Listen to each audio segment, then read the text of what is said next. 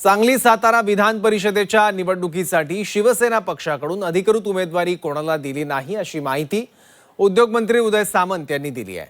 तानाजी पाटील यांनी आमच्याशी चर्चा न करता हा अर्ज भरलाय। शिवसेनेने अर्ज भरायला सांगितलं नव्हतं, मात्र ते उमेदवारी अर्ज माघारी घेतील असा विश्वास त्यांनी व्यक्त केलाय। तानाजी पाटलांनी चर्चा करून अर्ज भरला नाही, तानाजी पाटील उमेदवारी अर्ज माघारी घेतील असं उदय सामंत यांनी म्हटलंय।